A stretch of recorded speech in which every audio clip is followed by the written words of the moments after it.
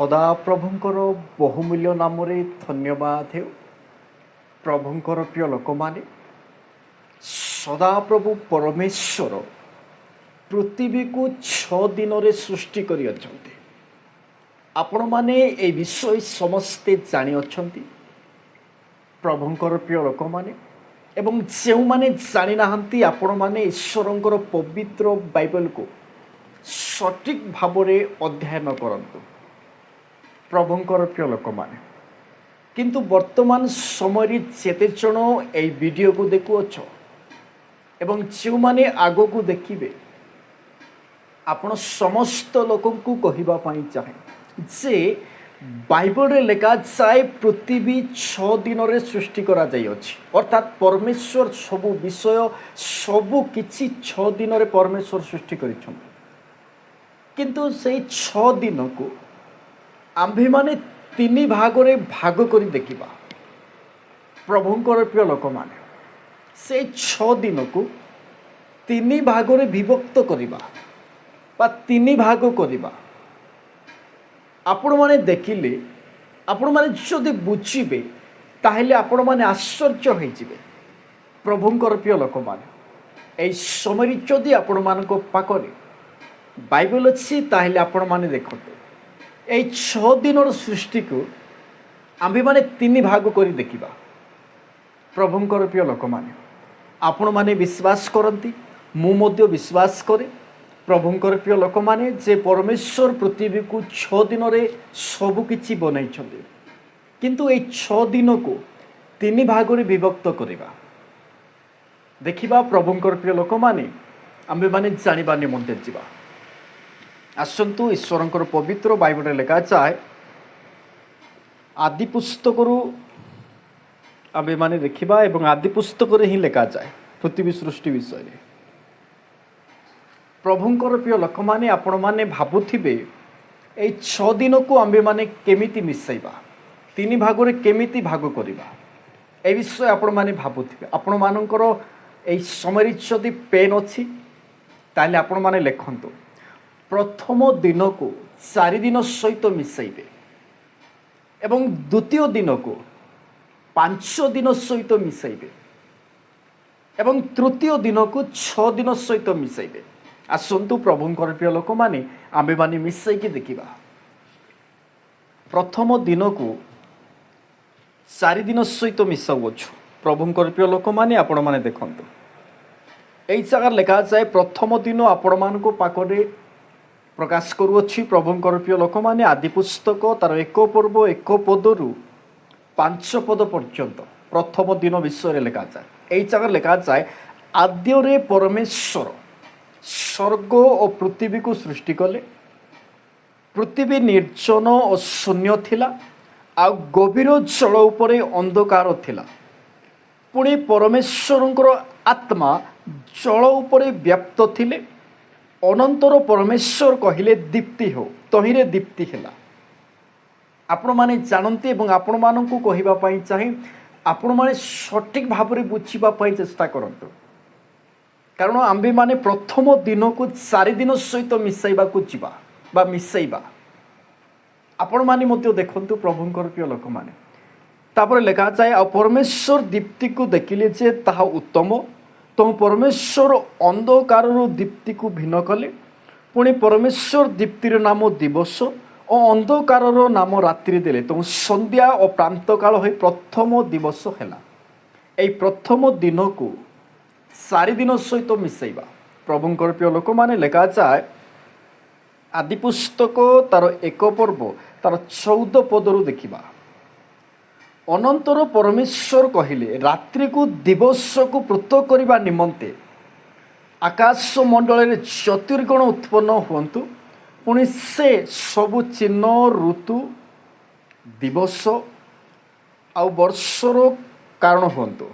ଆଉ ପୃଥିବୀରେ ଆଲୁଅ ଦେବା ପାଇଁ ଆକାଶ ମଣ୍ଡଳରେ ସେଇ ଜ୍ୟୋତିର୍ଗଣ ଥାନ୍ତୁ, ତହିଁରେ ସେଇ ରୂପ ହେଲା। ପ୍ରଭୁଙ୍କର ପ୍ରିୟ ଲୋକମାନେ, ଏହି ପ୍ରକାର ପରମେଶ୍ୱର ଦିବସରେ କର୍ତ୍ତୃତ୍ୱ କରିବାକୁ ଏକ ମହାଜ୍ୟୋତି ଓ ରାତ୍ରିରେ କର୍ତ୍ତୃତ୍ୱ କରିବାକୁ ତାହାଠାରୁ ସାନ ଜ୍ୟୋତି, ଏହି 2 ମହାଜ୍ୟୋତି ଆଉ ମଧ୍ୟ ତାରାଗଣ ନିର୍ମାଣ କଲେ। ତ ପୃଥିବୀରେ ଦୀପ୍ତି ଦେବା ପାଇଁ ଓ ଦିବା ଓ ରାତ୍ରି ଉପରେ କର୍ତ୍ତୃତ୍ୱ କରିବା ପାଇଁ ଆଉ ଦୀପ୍ତି କି ଅନ୍ଧକାରକୁ ପୃଥକ କରିବା ପାଇଁ ପରମେଶ୍ୱର ଆକାଶମଣ୍ଡଳରେ ସେଇ ଜ୍ୟୋତିର୍ଗଣ ସ୍ଥାପନ କଲେ ଆଉ ପରମେଶ୍ୱର ସେ ଏହି ସମସ୍ତ ଉତ୍ତମ ଦେଖିଲେ। ଏଇ ଜାଗାରେ ଆପଣମାନେ କ'ଣ ବୁଝିପାରିଲେ ପ୍ରଭୁଙ୍କର ପ୍ରିୟ ଲୋକମାନେ? ପ୍ରଥମ ଦିନକୁ 4 ଦିନ ସହିତ ମିଶାଉଅଛୁ। এই জায়গায় পরমেশ্বর প্রথম দিনরে জ্যোতির্গণ দীপ্তি উজ্জ্বল এই বিষয় বনাইছেন।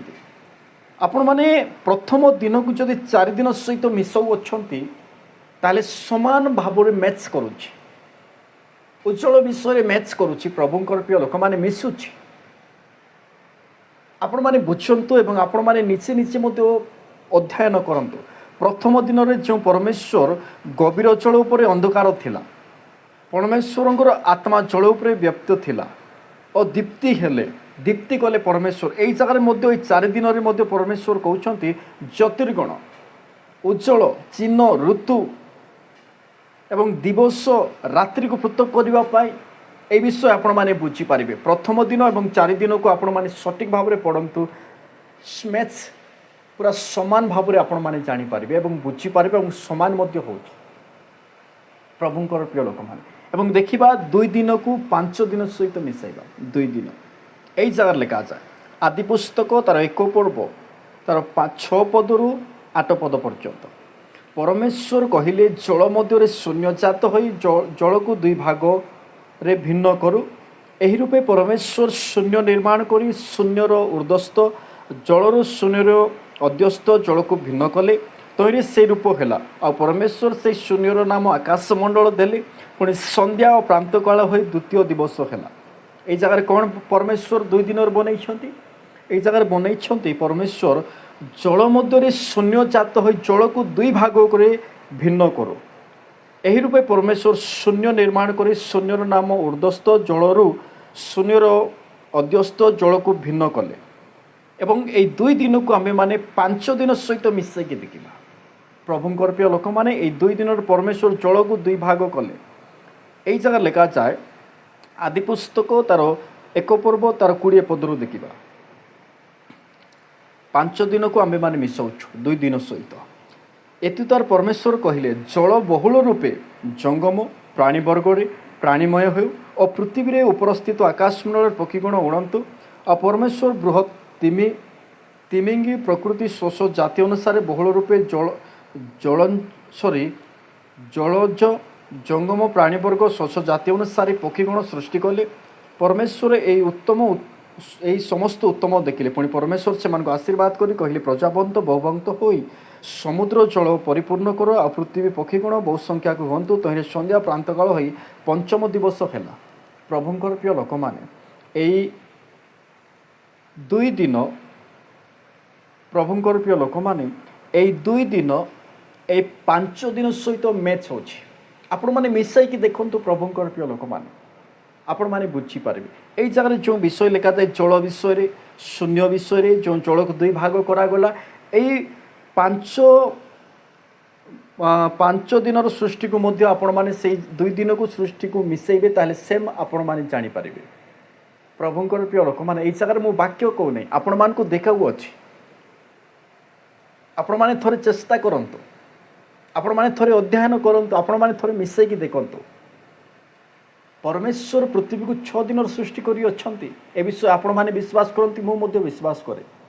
କିନ୍ତୁ এই 6 ଦିନର ସୃଷ୍ଟିକୁ 3 ଭାଗରେ ବିଭକ୍ତ କରି ଆପଣମାନେ ଥରେ ଦେଖନ୍ତୁ। ପ୍ରଭୁଙ୍କର ପ୍ରିୟ ଲୋକମାନେ ଆଶ୍ଚର୍ଯ୍ୟ ହୋଇଯିବେ। ଏବଂ 3 ଦିନକୁ 6 ଦିନ ସହିତ ମିଶାଇବା। এই ଜାଗାରେ ଲେଖାଯାଏ ପ୍ରଭୁଙ୍କର ପ୍ରିୟ ଲୋକମାନେ 3 ଦିନ ଆଦି ପୁସ୍ତକ ତାର 1 ପର୍ବ ତାର 9 ପଦରୁ 13 ପଦ ପର୍ଯ୍ୟନ୍ତ 3 ଦିନ ବିଷୟରେ ପରମେଶ୍ୱର କ'ଣ କ'ଣ ସୃଷ୍ଟି କରିଛନ୍ତି ଏ ବିଷୟରେ ଲେଖାଯାଏ। ଅନନ୍ତର ପରମେଶ୍ୱର କହିଲେ ଆକାଶମଣ୍ଡଳର ଅଧ୍ୟସ୍ଥ ଓ ସମଗ୍ର ଜଳ ଏକ ସ୍ଥାନରେ ସଂଗୃହୀତ ହେଉ ଓ ସ୍ଥଳ ପ୍ରକାଶ ହେଉ। ତହିଁରେ ସେଇ ରୂପ ହେଲା। ପୁଣି ପରମେଶ୍ୱର ସ୍ଥଳର ନାମ ପୃଥିବୀ ଓ ଜଳରାଶିର ନାମ ସମୁଦ୍ର ଦେଲେ। ଆଉ ପରମେଶ୍ୱର ତା ଉତ୍ତମ ଦେଖିଲେ।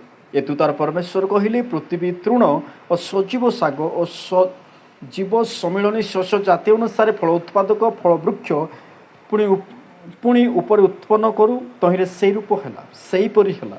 ଅର୍ଥାତ୍ ପୃଥିବୀ ତୃଣ ଶସ୍ୟ ଜାତି ଅନୁସାରେ ସଜୀବ ଉତ୍ପାଦକ ଶାଗ ଶସ୍ୟ ଜାତି ଅନୁସାରେ ସଜୀବ ଉତ୍ପାଦକ ବୃକ୍ଷ ଉତ୍ପନ୍ନ କଲା। ପୁଣି ସଦା ପରମେଶ୍ୱର ତାହା ଉତ୍ତମ ଦେଖିଲେ। ତହିଁରେ ସନ୍ଧ୍ୟା ଓ ପ୍ରାନ୍ତକାଳ ହୋଇ ତୃତୀୟ ଦିବସ ହେଲା। ତିନି ଦିନ ହେଲା। এই 3 ଦିନକୁ 6 ଦିନ ସହିତ ମିଶାଇବା। ପ୍ରଭୁଙ୍କର ପ୍ରିୟ ଲୋକମାନେ, ଆଦି ପୁସ୍ତକ ତାର 1 ପର୍ବ ତାର 24 ପଦରୁ ଦେଖିବା। এই ଜାଗାରେ ଲେଖାଯାଏ, ଅନନ୍ତର ପରମେଶ୍ୱର କହିଲେ, ପୃଥିବୀ ଶସ୍ୟ ଜାତି ଅନୁସାରେ ପ୍ରାଣୀବର୍ଗ ଅର୍ଥାତ୍ ଗ୍ରାମ୍ୟ ପଶୁ ଓ ଉରଗାମୀ ଜନ୍ତୁ ଶସ୍ୟ ଜାତି ଅନୁସାରେ ପୃଥିବୀର ବନ୍ୟ ପଶୁଗଣ ଉତ୍ପନ୍ନ କରନ୍ତୁ ହେଉନ୍ତୁ। ତହିଁରେ ସେହିପରି ହେଲା। ପ୍ରଭୁଙ୍କର ପ୍ରିୟ ଲୋକମାନେ, ସେହିପରି ହେଲା। ଏହି ରୂପେ ପରମେଶ୍ୱର ଶସ୍ୟ ଜାତି ଅନୁସାରେ ବନ୍ୟ ପଶୁଗଣକୁ, ଶସ୍ୟ ଜାତି ଅନୁସାରେ ଗ୍ରାମ୍ୟ ପଶୁଗଣ ଓ ଶସ୍ୟ ଜାତି ଅନୁସାରେ ପ୍ରତ୍ୟେକ ଭୂଚର ଉରଗାମୀ ଜନ୍ତୁ ନିର୍ମାଣ କଲେ। ଆଉ ପରମେଶ୍ୱର ସେହି ସମସ୍ତ ଉତ୍ତମ ଦେଖିଲେ। ଏତି ଉତ୍ତାରେ ପରମେଶ୍ୱର କହିଲେ, ଆମ୍ଭେମାନେ ଆପଣା ପ୍ରତିମୂର୍ତ୍ତିରେ ଆପଣା ସାଦୃଶ୍ୟରେ ମନୁଷ୍ୟକୁ ନିର୍ମାଣ କରୁ। ସେମାନେ ଜଳଚର, ମତ୍ସ୍ୟଗଣ, ଖେଚର, ପକ୍ଷୀଗଣ, ପଶୁଗଣ ଓ ସମସ୍ତ ପୃଥିବୀର ଓ ଭୂମିରେ ଗମନଶୀଳ ସବୁ ଉରଗାମୀ ଜନ୍ତୁ ଉପରେ କର୍ତ୍ତୃତ୍ୱ କରିବେ।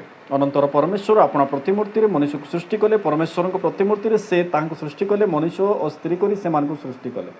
ପ୍ରଭୁଙ୍କର ପ୍ରିୟ ଲୋକମାନେ, ଏଇ 3 ଦିନକୁ 6 ଦିନ ସହିତ ଆପଣମାନେ ମିଶାନ୍ତୁ। ସେମ୍ ମ୍ୟାଚ୍ କରୁଛି। ପ୍ରଭୁଙ୍କର ପ୍ରିୟ ଲୋକମାନେ, ଆପଣମାନେ এই ବିଷୟକୁ ଥରେ ଚେଷ୍ଟା କରନ୍ତୁ।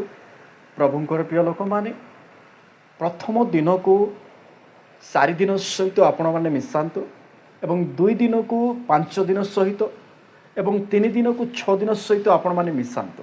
ପ୍ରଭୁଙ୍କର ପ୍ରିୟ ଲୋକମାନେ, ଏତିକି ମାତ୍ର ଆପଣମାନଙ୍କ ପାଖରେ ପ୍ରକାଶ କରିଅଛି। এই ଛୋଟିଆ ବାକ୍ୟ ଦ୍ୱାରା ଆପଣ ସମସ୍ତ ଲୋକଙ୍କୁ ଏବଂ ମୋତେ ମଧ୍ୟ ଆଶୀର୍ବାଦ କରନ୍ତୁ।